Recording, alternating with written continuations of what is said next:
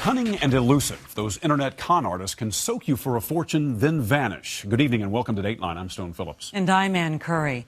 It's the scam that won't go away. Those emails arriving from exotic places pleading for help and promising millions. Americans keep biting and losing hundreds of millions of dollars a year to these crooks. Trouble is, they're not easy to catch. But tonight, in a Dateline hidden camera investigation, Chris Hansen takes on a different kind of predator to beat these cons at their own game. Ever get an email like this? My name is Mrs. Mariam Ibrahim. I am suffering from long-time cancer of the breast. Before my late husband died, he deposited the sum of $20 million. 20% of this money will be for your time and effort. The writer sometimes appears to be a desperate character in a far-off land, offering millions in reward money if you'd only help them in their plight, usually by sending your own money first. If you get a letter like this, you probably ignore it, smelling a scam. But there are thousands of others who take the bait, falling for this global billion-dollar racket. In 2005, we introduced you to Pam Krause, I thought I was doing something to help somebody out. a town treasurer in Wisconsin. She got an email which asked her to help a desperate widow recover her husband's fortune. In return, she'd get a reward of millions of dollars, but only after she paid some fees in advance. Altogether, she lost $18,000. I literally wiped out savings accounts and maxed out credit cards. And although the scam's been around for years, people continue to fall for it. It's unfortunate, but they do. Special Agent John Hambrick of the FBI's Internet Crime Complaint Center. Are these people stupid who are falling for this? Well, no, they're not. Some are quite well educated. Case in point, nestled along the frozen shoreline of Lake Huron, Harrisville is the seat of Alcona County, Michigan. In the bitter winds this winter, residents are freezing in their tracks, and not because of the weather. It shocks me that a guy that I thought was a pretty smart guy could fall for something like this. What happened?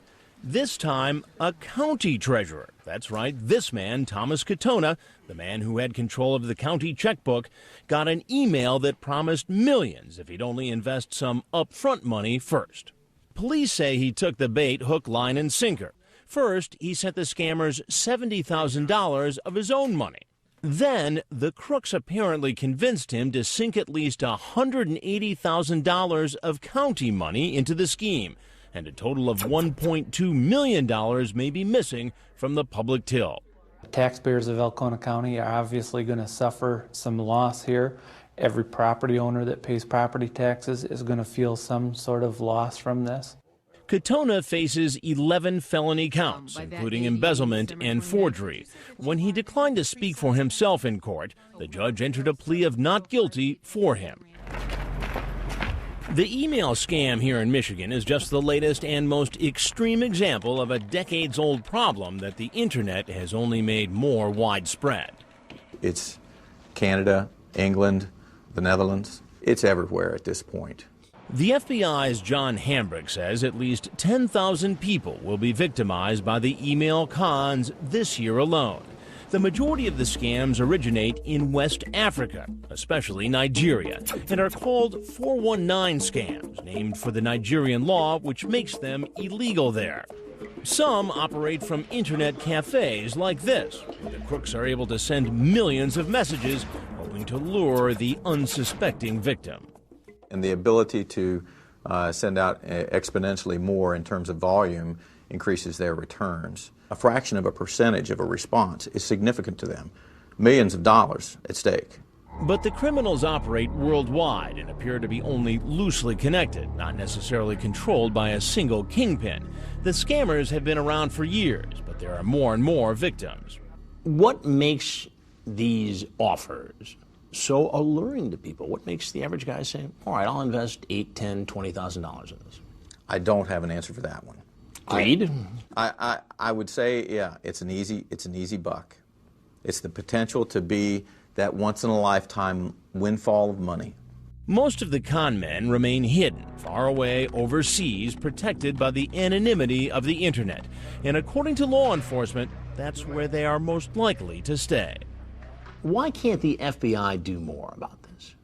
In terms of prioritization of resources, we're focused on terrorism at this point. It simply is not a high enough priority for us to focus on this. Authorities say the scammers are part of several international networks based here in West Africa that are nearly impossible to put out of business. The FBI says Nigeria, for instance, has made some progress, but every time a scammer is brought down, another takes his place. As names on emails, these scammers are faceless, phantoms, almost impossible to track down. But what if we could take on the challenge of finding some of these rip-off artists, make it our mission to smoke out some of these con men? Tonight from London and other places around the world, we'll show you how Americans are getting ripped off in a torrent of internet scams. But this time on Hidden Camera, you'll see how Dateline turned the tables.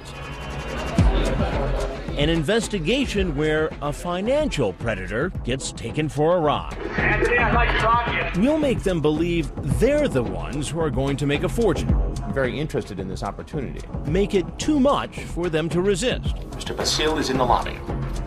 Tonight, one by one, these super scammers are about to be unmasked. How often do you rip people off this way?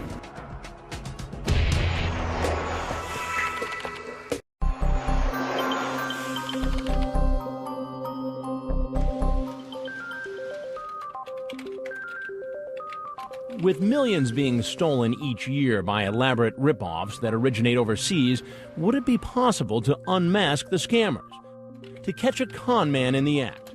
This man's been trying for years. Satisfaction I get is that I have these guys busy with me and they're not making any money off of somebody that might actually fall for it. Bill, who doesn't want us to use his last name, is what you'd call a scam baiter, kind of an avenging angel of the internet. Well, I was getting a lot of junk email from them, and it was taking a lot of my time to go through and to delete it, and it was very frustrating. So I decided I'm going to have some fun. I'm going to waste some of their time. When he'd receive an email promising money, he'd play along and send messages back to them to set up fake meetings. They were receptive to my response, and I started running them all over the place, to airports and cities to pick me up, and I wasn't going to be there, and that was satisfying. So we hired Bill to help us. His mission? To go online to hunt for scammers. If he saw a pitch that looked suspicious, he'd alert us. It didn't take long. We soon realized we might have several schemes to investigate. The first came in the form of a business proposition from someone claiming to be a government official in South Africa. He claims there is money locked away in a foreign bank account, an account he can't access himself. Only we can help him transfer money out of that account, and if we do, we'll get a big reward. The writer asks us to treat this information with the utmost discretion. Now it's time for us to infiltrate this scam. So Bill responds using a fictional name, Jimmy DeMoney. And he convinces this supposed government official, who calls himself Paul, that he's eager to know more. In other words, he pretends he's a sucker. Soon it's time to talk on the phone with someone who's likely an actual criminal. And that's where I step in, posing as businessman Jimmy DeMoney. I'm very interested in this opportunity.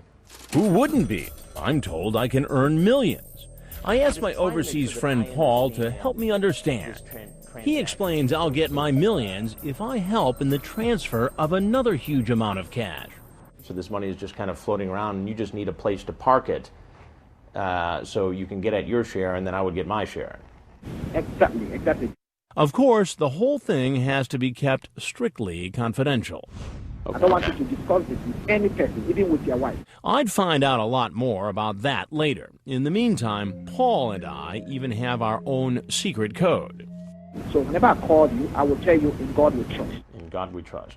Paul starts sending me faxes, papers I need to sign, and other official-looking documents. These are supposed to convince me the whole thing is legit. And I get more calls. My pal Paul wants to chat almost daily. I guess that is Jimmy DeMoney, is doing a great job because because Paul offers me a bonus reward. I think I should be adding some 500,000 for you because you're such a wonderful man. So you're actually going to give me more money? Yes, I'm telling you, I'm going to give you more money as soon as the Trump gets your account. Wow, not bad, and very enticing. Now we're getting closer to unmasking these crooks, closer to putting a face on these crimes. It will happen in London, a meeting where we will shake hands and close the deal. The scammers call it a signing ceremony. Not like a drinking ceremony or no dancing girls or anything like that?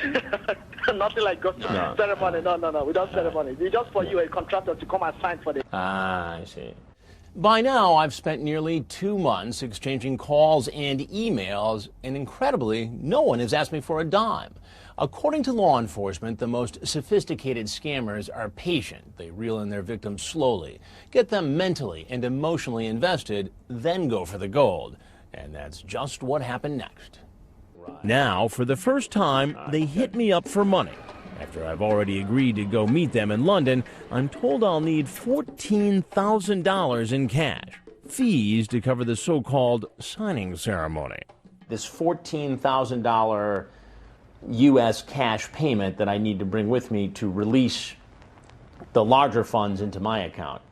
And that's kind of a new thing that I'm just hearing about right now. 14 grand is a lot of money, but remember, I'm supposed to be getting millions in return. Then, a week before I'm set to travel, another twist. But first, the secret password. In God we trust. A personal crisis for my business associate, Paul. He needs a $3,500 loan to save his family's home. I'm sure if you can get me $3,500, I will complete it to make it up to $7,500 to give them tomorrow morning. I don't know if you can do that for me. Just a favor I need from you right now.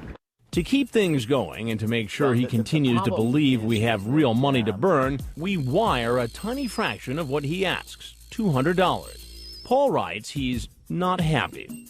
In the meantime, we've been wondering, who is this guy Paul? We couldn't confirm his address, and the government department he claims to work for doesn't seem to exist.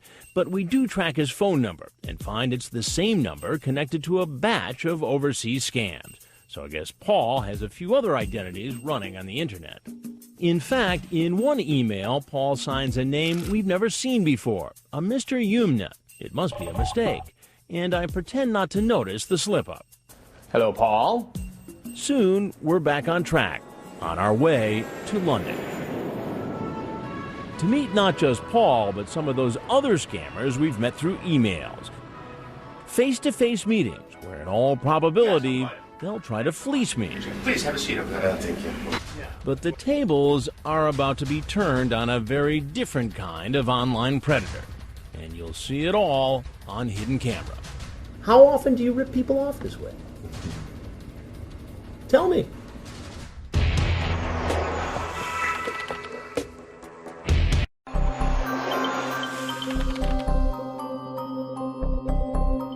This is Jim DeMoney, calling for Sabu. Am I going to be meeting with you in London? Posing as a businessman who hopes to get his hands on a fortune, I'm in touch with several different potential scammers. Yeah, it's Jim DeMoney from the United States. While we want to meet the supposed government official named Paul, we make plans to meet other scammers as well. Our mission is to expose these con men who are likely part of a sprawling network of criminals trolling the internet for victims. We'll be able to meet Wednesday late afternoon, probably. Remember, the scam usually happens when the victim is told he'll get a huge bundle of cash in return for helping someone in need. But first, the victim has to turn over thousands in processing fees. That's where the scam comes in.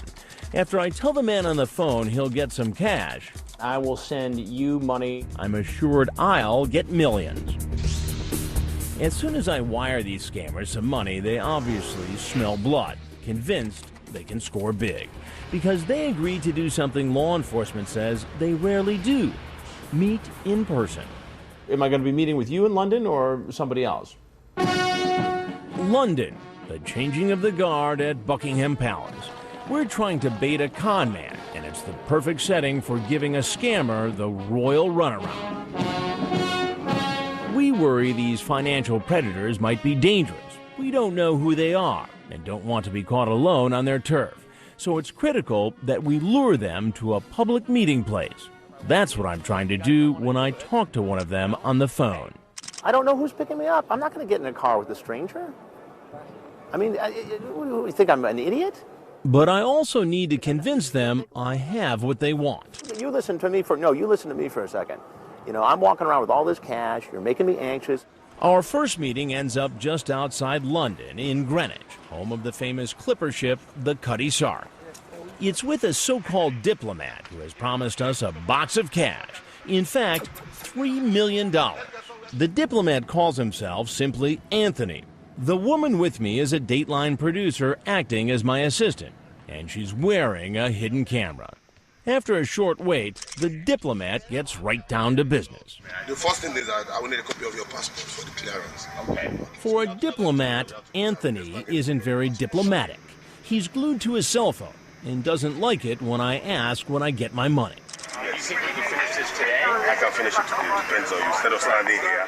Diplomat Anthony wants $5,800. If I pay, he says he'll release a big pile of cash that's being stored at the airport, and I'll get my $3 million.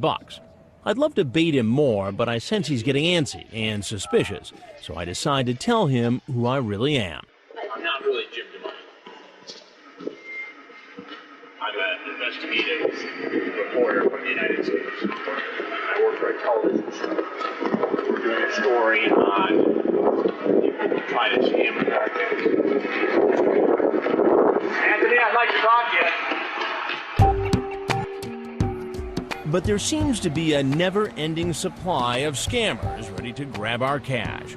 We have another meeting to attend, this time in a hotel suite back in London. And this time it'll be a little more difficult to run away. Remember that supposed South African official who calls himself Paul on the phone? It turns out we won't be meeting with him. He's passed us on to another scammer. He's supposedly an international banker named Mr. Bazile, who's arranged a signing ceremony to close the deal. I'm to give the banker $14,000 to cover his fees. In return, I'll get $2.5 million. Sounds like a good deal. So we pull out all the stops. We buy a bottle of champagne because there's going to be a signing ceremony to seal the deal. And all the festivities will be captured on hidden cameras we've installed throughout the suite. We wait in the hotel. Finally, word that the banker, Mr. Bazile, is on his way. And then what I will do, if you just come into the lobby, I'll have my assistant, Lily Bett, will be looking for you. A few minutes later, I get a call from my friend Paul, who first arranged to have us meet Mr. Bazile at the signing ceremony. I'm excited, too. I'm thrilled about the whole thing. But would these scammers actually show up at a hotel suite?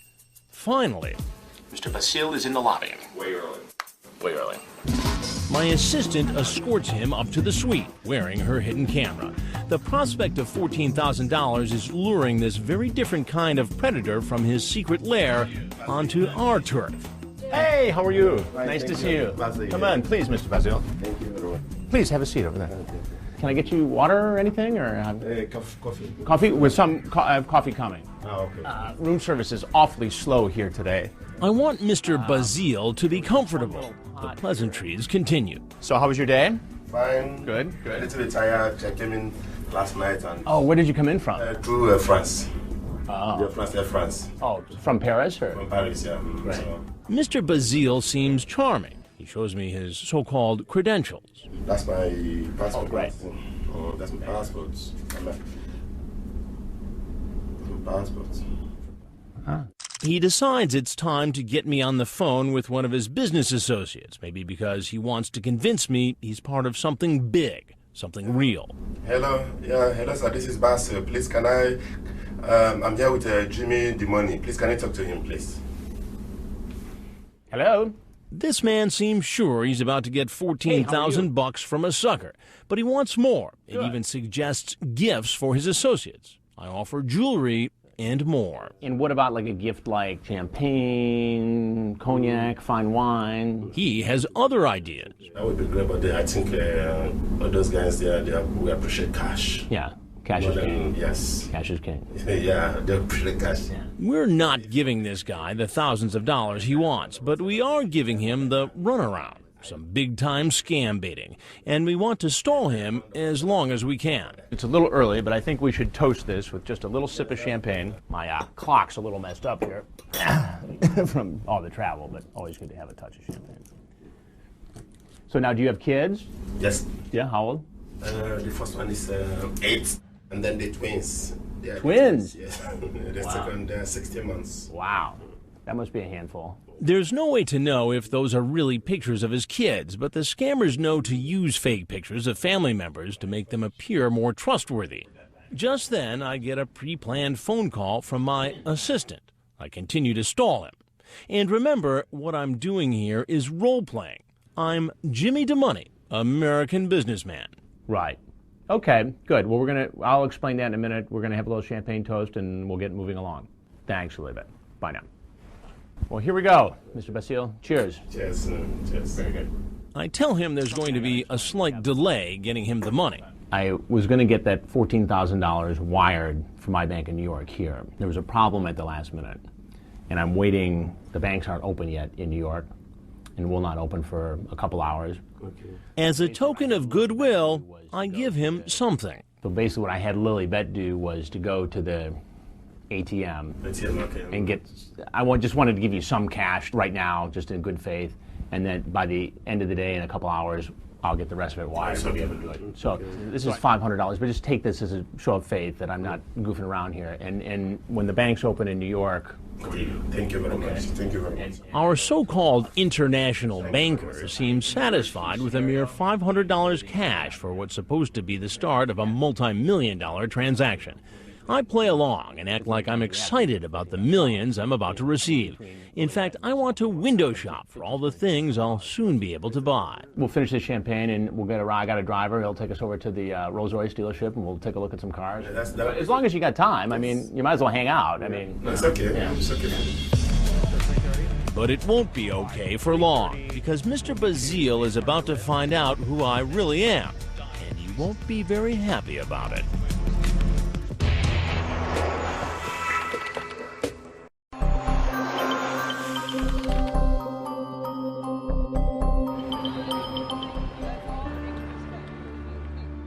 In London, we're the apparent targets of a scam. Please have a seat. What the scammer doesn't realize, he's our target. Cheers. Our mission, to put a face on an international crime syndicate, do some big-time scam baiting, Anthony, I'd like to talk to you. and capture it all on hidden camera. We're supposed to give this man, Mr. Basile, a $14,000 upfront fee. In return, he says we'll get millions. We're in Berkeley Square, and we convince Mr. Basile to come window shopping at this Rolls-Royce dealership. I tell him I'm looking for a good way to spend my expected windfall, but Mr. Basile has no intention of ever turning over any money to me. As far as the cash I'm supposed to give Mr. Basile, he's never going to see his either. But for now, I tell him it's still delayed, and tell him we'll meet up later. 3:30, we'll meet you in front of the Ritz, and then we'll have it all squared away. Mr. Basile shows up right on time, but I don't. We're trying to find out how far we can push these scammers to see if we can learn more about their operation. Later, I call him from my hotel suite. Why don't we just meet back at the hotel at 5? I let him know of the change, and he seems more than happy to come by. My assistant, wearing a hidden camera, brings him up on the elevator. He's looking for his cash. I'm supposed to pay him $14,000, and he's supposed to give me $12.8 million. But I'm not the sucker he thinks I am. I'm concerned that there's no guarantee that at the end of the day you just leave London with this cash and I never see that $12.8 million. So what kind of guarantee do you want from me? I haven't even seen a business card from you saying that you're connected with this bank. Sorry, I didn't bring a business card. I showed you my passport. But you don't even have a business card from the bank? I had a business card, but I didn't come with a business. I was in a rush to come, sincerely. Give you a business, anybody can print a business card. It doesn't change anything. Right, but I mean, Of typically course. people have them. I tell Mr. Basile we've been on to him all along. Here's what I suspect. I suspect, and while you seem like a very nice guy, I suspect that you're part of a scam, and that Paul is part of the scam. And I suspect that this is one of those deals where you get some guy to put up $14,000 in the hopes of getting $12.8 million, and then you never see the $14,000. No, not at all. Then we confront Mr. Bazile with information we had concerning his accomplice, the one who called himself Paul on the phone. Remember, we learned Paul's phone number was associated with other internet scams. The same phone number that Paul uses, right, is also being used by a guy named Douglas Como, who's tied to a please help me type scam. It's tied to a Yuma Bayat, who's involved in a lottery scam, and to a Sandy Zuma, who's involved in international transactions. That's the problem. Lots of people pick up cards and from different people working in the bank, and they use it to defraud people. Was he claiming he was being defrauded? It was time for Mr. Bazile to find out who I really am. Well, there's something else I have to tell you. Yeah. And that is, I'm not who you think I am. I'm not Jim DeMoney. I'm an investigative journalist from the United States, and we're doing a story on suspected scams, financial scams that come out of Africa. And we suspect that, in fact, this is one.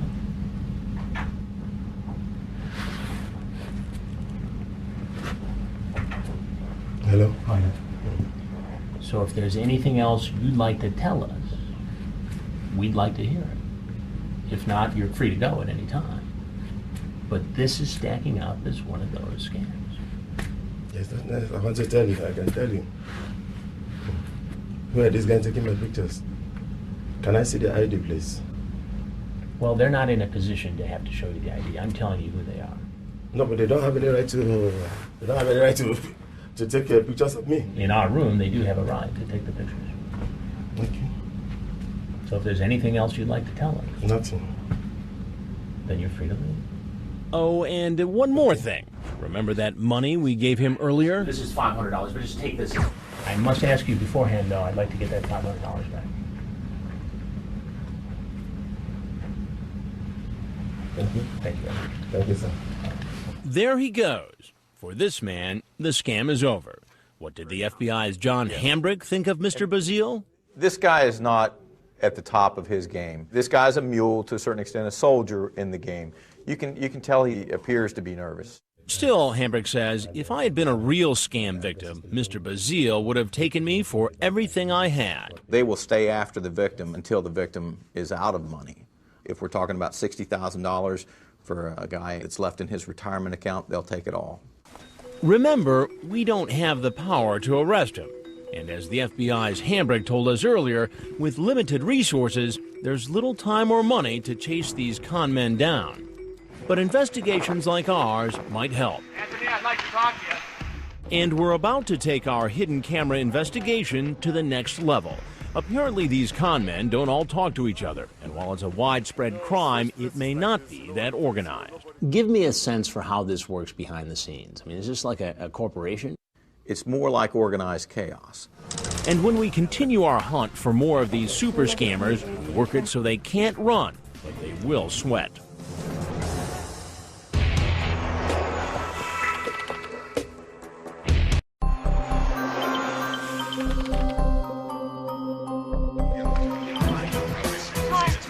So far, we've confronted two con men, different types of predators in London. I'm not Jim DeMoney. I'm an investigative journalist from the United States. After we expose them, they disappear. Anthony, I'd like to talk to you. But there are others eager to take our money. Back in New York, I talk on the phone with a man who calls himself B.S. Martins. He tells us about a $20 million hoard of cash hidden away in the nation of Senegal. And if we help transfer it to another country, there will be millions in it for us. But first, we have to go to Amsterdam to meet him. He offers to pick us up when we get into town. Traveler, I'll make a reservation for you in a hotel. From there, I'll pick you up. They say you can find anything you want in Amsterdam. When we arrive, we're looking for a scammer. We don't want any of BS's people picking us up, though. We are set up in a hotel suite with hidden cameras, just like in London. But here, the scammers are less willing to come by for a visit. Typically, the scammers want control, and Amsterdam was no exception. The FBI's John Hambrick. They do want to control the situation. This is like a script that they're following. And when you take them out of their element, you're rocking their world. We want to rock their world, big time. But Amsterdam police say the scammers will insist on having it their way, taking us to a place like this, a building with a legitimate bank on the first floor. And to make it appear they work with the bank, they simply rent offices in the same building. Chief Inspector René Vandervoot. If you get in that building, fresh from the US, just arrived at the airport, and you go to that office building, you think, okay, I'm at the ABN AMRO Bank. But you're not. You're just in an office that has been rented by the hour by the bad guys. That could be dangerous, so I'm not going to meet at any bank office. As far as we're concerned, that's a deal breaker. I don't want to get into a car with somebody I've never met before. And it's really getting to them. They're wearing down. They're getting crazy. Even though I say I don't want to go with them, they say they'll send a car. Sure enough, our security consultant spots that very car outside the hotel. You've got a blooper sat outside with 2 occupants in it. But the car soon hits the road.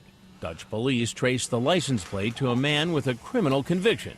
But after the scammers refuse to come up to our hotel suite, it looks like they're hitting the road as well. I think it's reasonable to believe that the word got out. But Amsterdam isn't the end of our story. Another email, another scammer. One of the messages we receive is supposedly from a woman who says her husband had hidden away a fortune. I am Mrs. Farah al-Hashimi, the wife of the Iraqi military finance corps chief. By the way, she's also supposedly dying. And if we assist in finding the hidden fortune, she'll give us a $2 million reward. I'm role-playing again, this time as investor Rich Greenback. The dying woman puts me in touch with still another diplomat. And again, we're told to go to London to meet him. In London, since we know some scammers are onto us, instead of installing hidden cameras in a hotel suite, we hit the theater district, the West End, where we rent a private club. We even pay staff to come in and hire actors to fill the tables. We're supposedly meeting that diplomat, a man named Mr. Amoa. And when I arrive at the meeting place, I give him a call. There's a lot of mumbo-jumbo about consignment and documents, and he's waiting for a lady, and back and forth and back and forth. So I think he's trying to get his act together. We just don't know if he'll show. He seems nervous about coming to the club. For some reason, he says he's worried about his safety. But after some long negotiations, he agrees to come to our pub. A Dateline producer posing as my assistant wears a hidden camera. Right away, Mr. Amoa is ready for a drink. Do you want tea or do you want a beer? Yeah. A beer? Yeah. Small one? Yes, please. Yeah, okay. Thank you. He goes on to explain it's because he's a diplomat that he can expedite the payment of my reward money. If you are a diplomat in the section of security companies, you are allowed to move security cargoes to anywhere, but the only thing is that if anything goes wrong, it'll be all over in the television, it'll be all over in the newspapers. It'll be all over the television? Yes. So now, why would it be all over the television? Yeah, it's because we have to be careful. Okay. Yeah. Because we don't want to end up with this all over television. But as you know, it didn't quite work out that way. But there's something else you don't know. I am not really Rich Greenback.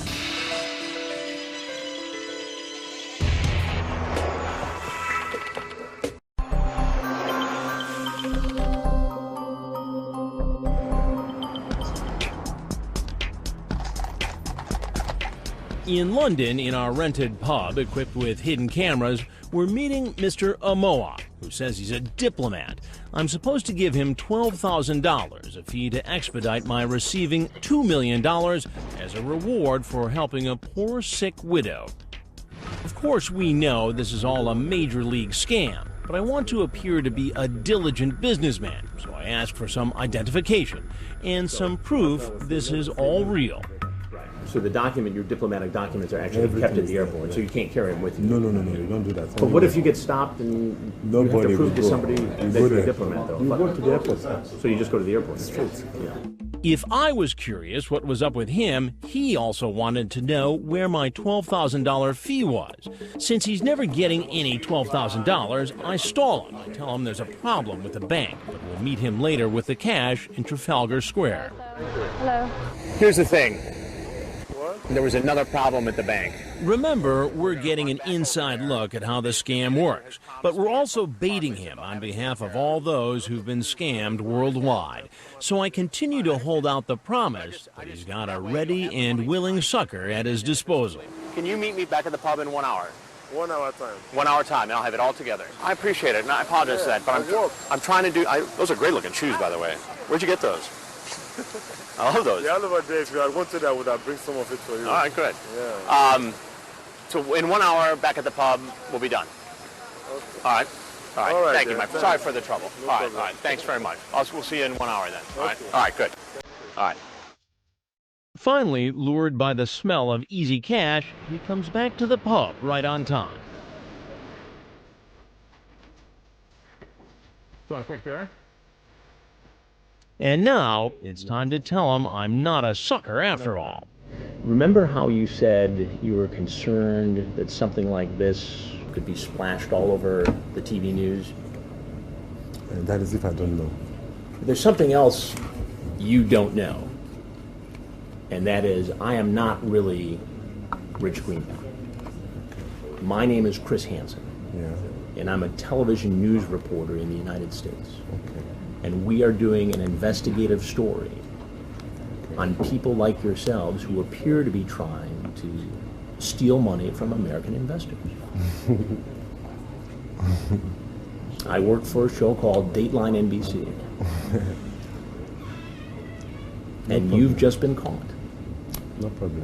What was going to happen with that 8,000 euros? It was going to go in your pocket and you're going to split it with your cohorts, right? There was no consignment. There's no box of money at the airport. How often do you rip people off this way? Tell me. I've told you so. I don't know. It depends on you. I think it depends on you. I think you were going to steal 8,000 euros from me today. Me? You and the rest of your organization. Do you really expect me to believe that a diplomat has to keep his passport at an airport? I mean, do I look stupid to you? No. You know that's not true, right? Yeah. You lied to me, right? What do you Can I do? get some drink or something? You want something to drink? Yeah. What would you like? Mr. Amoa clearly isn't ready for this. That's why he continues to sweat profusely. I'm trying to get answers from you. Okay, so tell me how this works. How many people are in your organization? The answer is not at the bottom of that beer glass, by the way. The answer is up here. Tell me what was going to happen with that money had I given it to you and had you walked out that door. But you called me. I never called you anyway. You called me. I called you because I was put in contact with you from another man who was trying to rip us off as part of the same scheme. So what do we do now? So you tell me. You tell me. I don't have anything to say again. You don't have anything to say? I'll finish discussing with you. You're finished discussing this with me? Yes, please. All right, I have one more question for you. I'd like to get that $200 back I gave you earlier. No problem. Okay.